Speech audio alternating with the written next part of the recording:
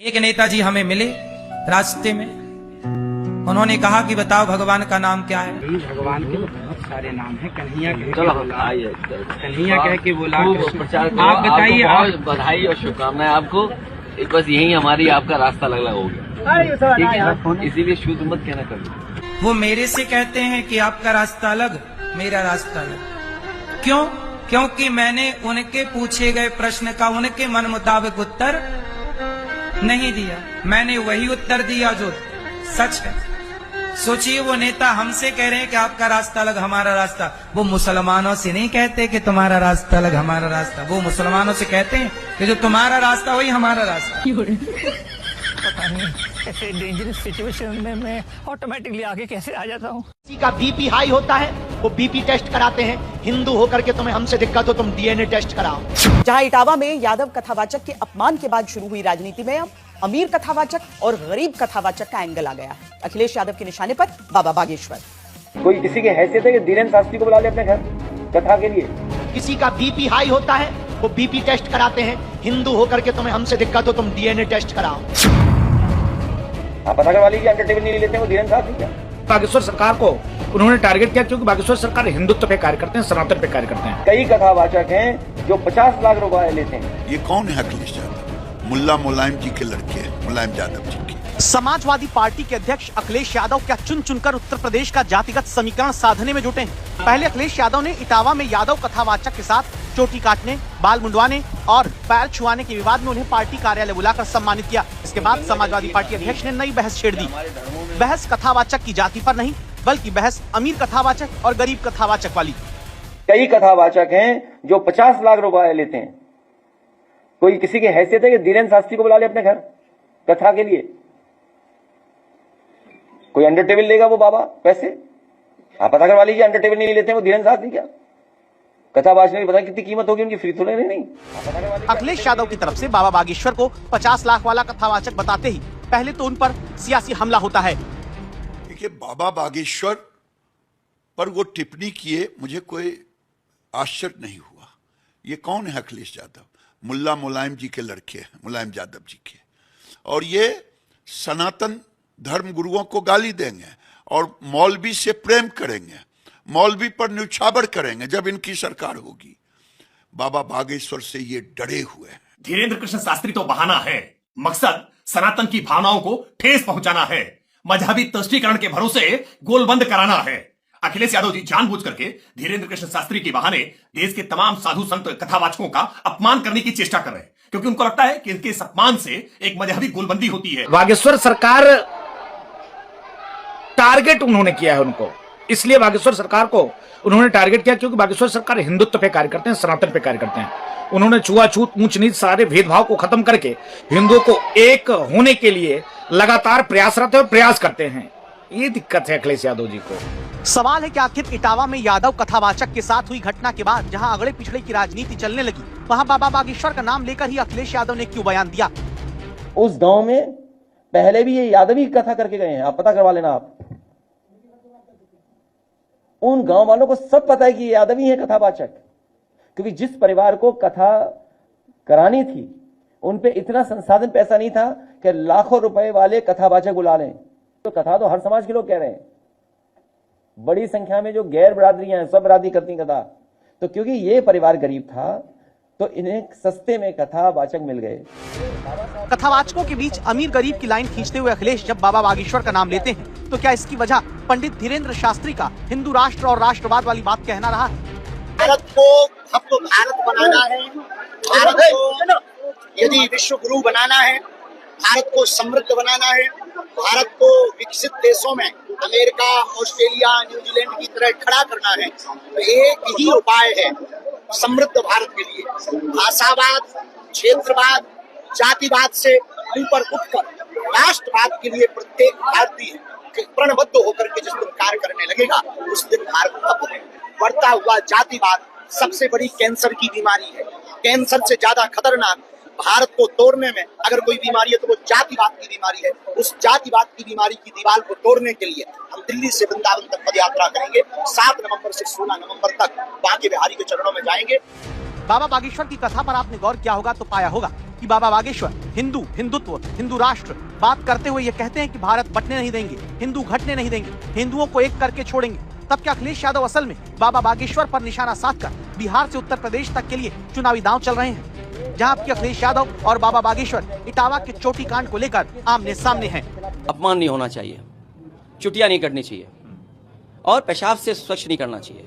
कोई भी सभ्य व्यक्ति, कोई भी जिसको समाज के प्रति लगाव है, वो कभी भी इस तरह के काम नहीं कर सकता है। अखिलेश यादव क्यों इस अगड़े पिछड़े की सियासत पर जोर दे रहे हैं? इसकी वजह 2024 लोकसभा चुनाव का नतीजा है, जहां यूपी के भीतर बीजेपी के वोट बैंक में 2019 के मुकाबले कोयरी कुर्मी वोट 19% तक घटा। यूपी में बीजेपी का अन्य ओबीसी वोट 2019 के मुकाबले 15% घटा। यादव वोट 9% तक कम हो गया।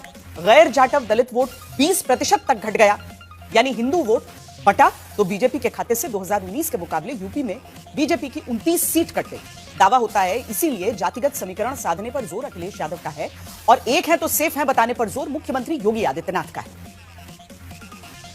ये वोट बैंक के लिए लोग कब तक और कितना बांटेंगे देश को? कितना बांटेंगे? ये बांटने वाले लोग वही हैं जिनको जब अवसर मिला था तो उन दुर्दांत माफियाओं के सामने नाक रगड़ रहे थे।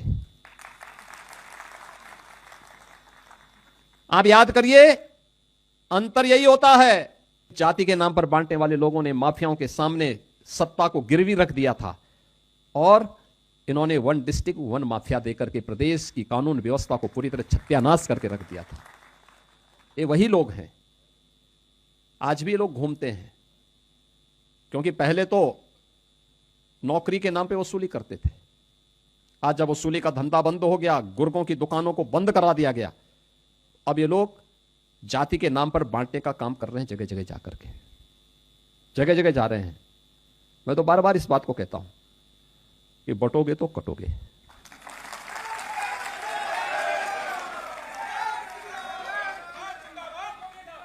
एक रहोगे तो नेक रहोगे।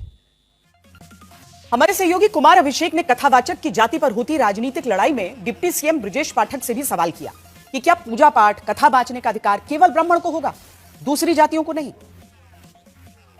सवाल उठ रहा है इस वक्त और सामाजिक तौर पर बड़े स्तर पर उठ रहा है। क्या ब्राह्मणों के अलावा जो ओबीसी बिरादरी है, यादव हैं, दलित हैं, क्या उन्हें भागवत पाठ का अधिकार है या नहीं? मैं आपको क्या वो पुजारी हो सकते हैं? मैं आपको स्पष्ट कर दूं। जो रामायण की कथा सनातन संस्कृति का केंद्र बिंदु है, जिस आधार पर हम सब भगवान राम को याद करते हैं, उनके लीला को हम देखते हैं, वो महर्षि वाल्मीकि ने लिखी है। और जिसकी चर्चा हम समय समय पर करते हैं, व्यास गद्दी से बैठ करके हम जिस कथा को सुनते हैं, वो महर्षि वेद व्यास ने लिखी है। और दोनों ब्राह्मण नहीं थे। और ब्राह्मण समाज कभी भी अपने महापुरुषों के प्रति इस प्रकार के शब्दों का चयन नहीं करता।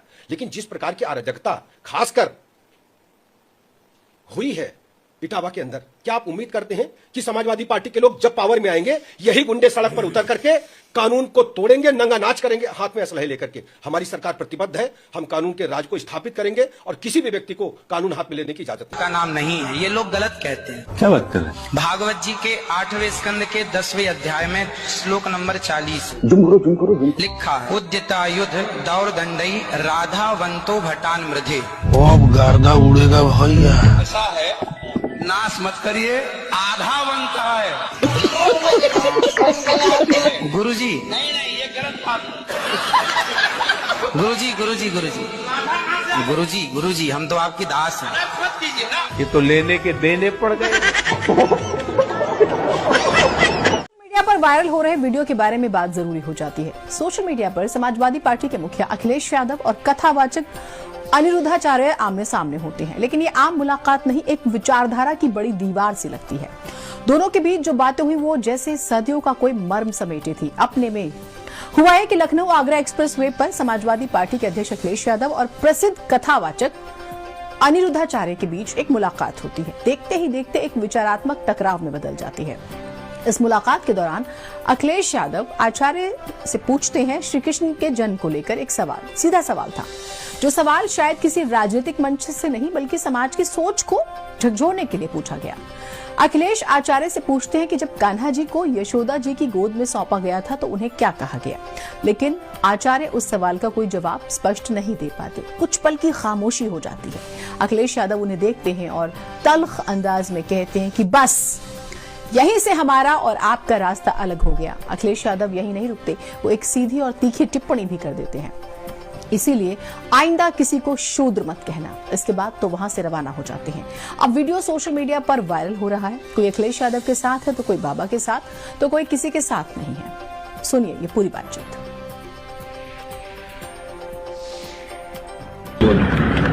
भगवान के बहुत सारे नाम है। कन्हैया कन्हैया कह के बोला। आप बताइए। बधाई और शुभकामनाएं आपको। एक बस यही हमारी आपका रास्ता अलग अलग हो गया, ठीक है। इसीलिए शुद्ध मत कहना कर लो, ठीक है। इसीलिए शुद्ध मत कहना कर लो। भगवान के बहुत सारे नाम है। कन्हैया कन्हैया कह के बोला। आप बताइए। बधाई और शुभकामनाएं आपको। एक बस यही हमारी आपका रास्ता अलग अलग हो गया। चलिए इसी के साथ आज भारत 360 में इतना ही। कल फिर मिलेंगे ठीक रात 9 बजे। नमस्कार।